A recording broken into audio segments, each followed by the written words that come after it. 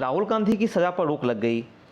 आप सभी को पता होगा, आप सभी ने समाचारों में देखा जरूर होगा, लेकिन आप सभी के जहन में ये प्रश्न जरूर उठते होंगे कि क्या सुप्रीम कोर्ट से राहत जो इन्हें मिली है तो मुश्किलें क्या कम हुई? राहुल गांधी क्या आप पार्लियामेंट में दिखेंगे या फिर पार्लियामेंट में दिखने में उन्हें और थोड़ा समय लगेगा? कई सारे प्रश्न हैं जो आपके मन में उठते होंगे। हाँ, इसका उत्तर भी बड़ा जटिल है।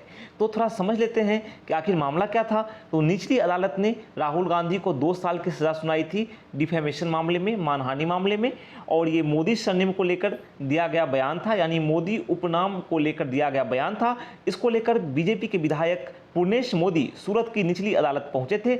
उसके बाद 2 साल की सज़ा सुनाई गई उन्हें। इससे उनकी सदस्यता रद्द हो गई। 24 घंटे के बाद ही, अदालत के फैसले के 24 घंटे के बाद ही लोकसभा ने जो वहाँ से अधिसूचना आया, ठीक है, और वहाँ से उनकी सदस्यता रद्द कर दी गई। तो अब समझते हैं आगे अब घटनाक्रम क्या है, अब आगे क्या उनके लिए।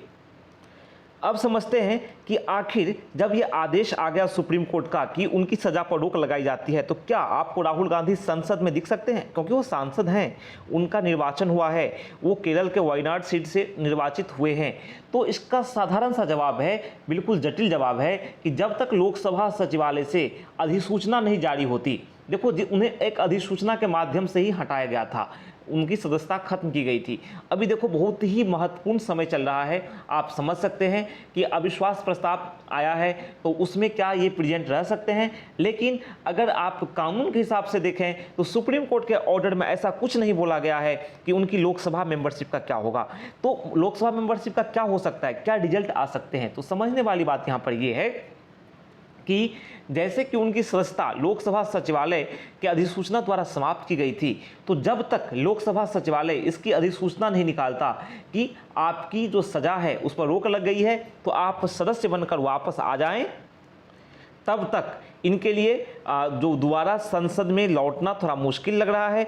और लग नहीं रहा है कि इतनी जल्दी ये सब होगा, क्योंकि जिस प्रकार से ये सत्तासीन पार्टी पर हमलावर हैं, बीजेपी पर हमलावर हैं, और जिस प्रकार से बीजेपी और कांग्रेस के बीच जो वाकद्वंद है या भी विपक्ष और सत्ता पक्ष के बीच जो होता है, और जिस प्रकार से जितनी जल्दी से राहुल गांधी की सदस्यता जो है संसद की खत्म की गई, इमीडिएट 24 घंटे के भीतर खत्म कर दी गई, निचली अदालत का जो फैसला आया था, तो जिस प्रकार से किया गया, तो लगता नहीं कि उतनी जल्दी से इनकी मेंबरशिप फिर से बहाल होगी। हालांकि कांग्रेस इस बात को लेकर लोकसभा अध्यक्ष के पास पहुंची है कि उनकी जो सदस्यता है वो तुरंत बहाल की जाए, लेकिन यहाँ पे समस्या वही है कि इसकी कोई समय सीमा निर्धारित नहीं है कि लोकसभा अध्यक्ष जो है वो इस पर कब तक अमल करेंगे या कब नोटिफिकेशन लोकसभा सचिवालय से निकलेगा। तो हो सकता है कि थोड़ा सा समय लगे, ये तो तुरंत सदन में वापस ये आ जाए, लेकिन थोड़ा लेट से आए, या ये भी हो सकता है ये मामला लंबा खिंच सकता है और कांग्रेस दोबारा से कोर्ट जा सकती है अगर लेट इसमें लगा तो, अगर डिले किया गया तो।